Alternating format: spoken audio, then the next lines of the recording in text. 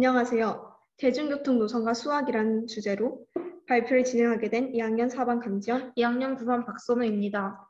저희는 크게 두 가지의 주제를 바탕으로 발표를 진행할 것인데요. 우선 버스 노선과 수학적 원리라는 주제로 발표를 진행한 후 지하철 노선과 수학적 원리라는 주제로 발표를 진행하겠습니다.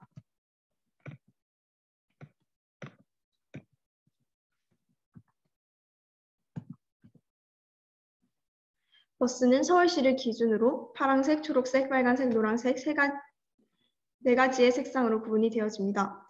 파란색 버스는 간선버스, 녹색 버스는 지선버스, 노란색 버스는 도심순환버스, 빨간색 버스는 광역버스를 뜻합니다. 또한 버스 권역 구분도를 보면 더 그 숫자가 나타내는 지역이 어디인지 쉽게 구분할 수 있습니다.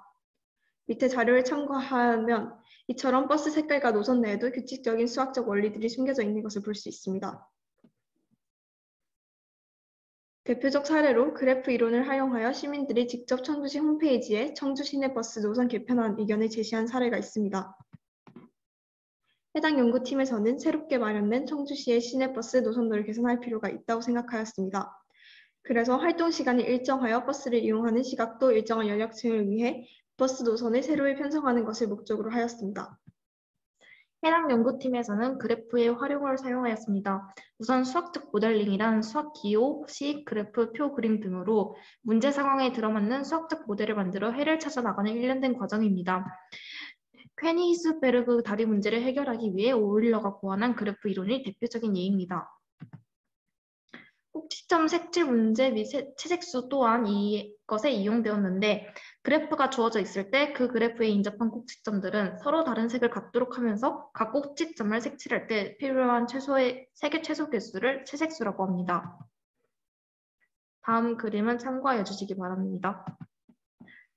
채색수가 n인 그래프 G가 있는데 n보다 크거나 같은 자연수 K에 대하여 채색 다항식은 그래프 G를 서로 다른 K가지 색으로 채색하는 방법의 수 FK입니다. 아래 그래프는 채색수가 3가지인데요. 이 그래프를 K가지 색으로 채색하는 방법의 수를 생각해보면 꼭지점 D를 색칠하는 방법은 K가지, 먼저 꼭지점 A는 D와 다른 색을 칠해야 하므로 K-1가지, 꼭지점 C는 꼭지점 D, A와 달라야 하므로 K-2가지, 마지막으로 꼭지점 B는 꼭지점 AC와 달라야 하므로 K-2가지입니다. 곱의 법칙에 따라 이 그래프의 채색 다항식은 다음과 같습니다. 위의 사례에서는 청주시 내 인구 분포를 분석하였는데요. 우선 청주시의 인구 평균 연령을 구하였습니다. 다음으로는 청원구의 평균 연령을 분석하였습니다. 다음으로는 홍덕구의 평균 연령을 분석하였습니다. 네 번째로는 서원구의 평균 연령을 분석하여 보였습니다.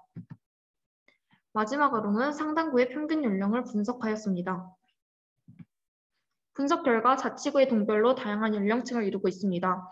오창읍, 오근장동, 율량동, 사천동, 국대동, 용암일동, 산남동, 분평동에서 낮은 평균 연령이 나타났고 특히 인구 평균 연령이 낮은 지역은 아파트 단지가 밀집된 곳으로 아파트 단지 밀집 여부와 인구 평균 연령과 상관관계가 있는 것으로 판단됩니다. 또한 아파트에는 대체로 청장년층이 살고 있다는 사실 또한 알 수 있습니다. 따라서 새로운 버스 노선을 설계할 때 청장년층이 살고 있는 아파트 밀집 지역을 중심으로 학생들의 등하교 시간 그리고 사회초년생들의 출퇴근 시간에 맞춰 아파트 밀집 지역에 적절하게 버스 노선을 설계해야 합니다. 해당 연구팀은 채색수를 활용하여 새로운 버스 노선을 제작하기 위해 채색수를 사용한 그래프를 먼저 만들었습니다. 해당 그래프는 평균 연령이 낮은 동을 꼭지점으로 설정하여 제작하였습니다. 따라서 꼭지점을 기준으로 인접한 지역은 바로 직행을 할 수 있다는 것과 인접하지 않은 지역으로 갈 때는 한 점을 경유하여 갈 수 있다는 것을 만족하는 기본적인 노선들을 만들어 보면 다음과 같습니다. 다음으로는 평균 연령을 낮추는 주요한 역할을 한 학생들이 버스를 자주 이용하는 등하교 시간인 6시에서 8시, 6시에서 7시, 10시에서 11시에 주요 거주 지역과 학교들을 오가는 버스 노선을 제작하였습니다.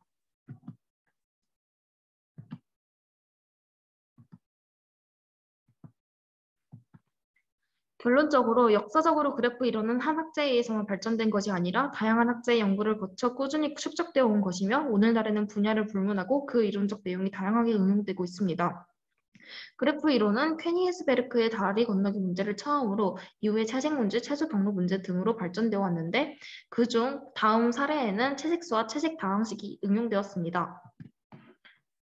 또한 채색수는 그래프의 꼭지점들이 같은 색에 인접하지 않도록 색을 부여하는 방법으로 이것을 활용하여서 해당 연구팀에서는 낮은 연령층의 인구가 밀집된 구역에 다른 노선을 부여함으로써 같은 버스 노선의 탑승 인원이 가행되는 것을 막고자 하였습니다.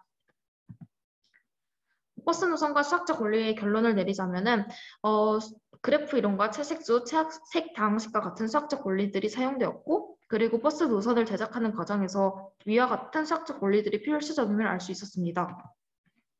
다음으로는 지하철 노선도와 수학적 원리에 대해 설명하도록 하겠습니다. 다음 그림은 런던의 지하철 노선도 변화인데요. 왼쪽 노선도는 비교적 복잡한 반면 오른쪽 노선도는 깔끔한 것을 볼 수 있습니다. 이 오른쪽 노선도에 대해 좀 더 자세히 설명하자면 헨리 백에 의해 고안된 노선도로 전 세계 지하철 노선도의 표준이 되었습니다. 이전의 사실적 관점에서의 지도와 차별화를 하여 기하학적으로 단순화된 다이어그램 형태입니다. 즉, 물질적인 지하철 노선을 위상수학적으로 변환시켜 놓은 것이라 할 수 있습니다.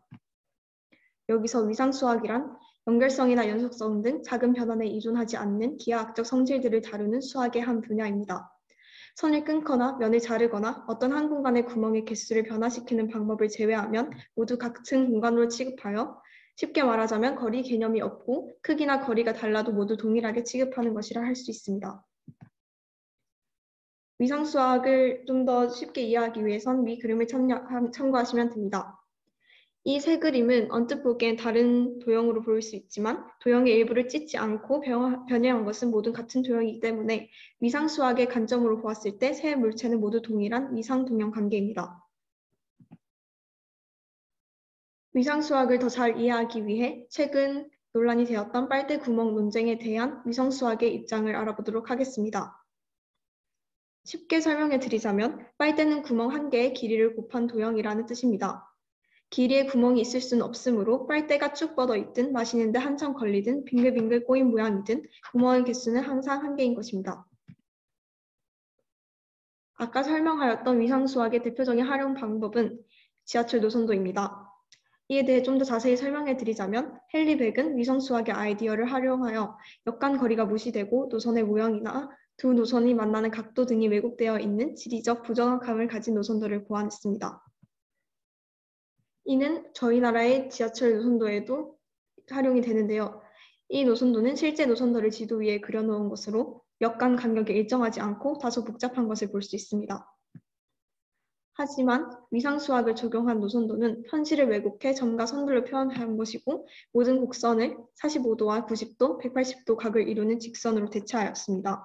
또한 현실을 추상화해 표현함으로써 사람들이 지하철을 이용하는 데 필요한 정보만 간단하게 나타낼 수 있고 작은 공간에 많은 정보를 나타낼 수 있습니다. 이를 통해 역 사이의 거리나 구분 정도를 위상수학을 활용하여 노선도를 만들 수 있다는 것을 알 수 있습니다. 지하철역들의 실제 위치와 지하철 노선도는 지하철의 이용 정보, 역의 순서, 교차하는 노선의 개수, 교차하는 환승역이 같습니다. 지금까지 저희 발표를 들어주셔서 감사합니다.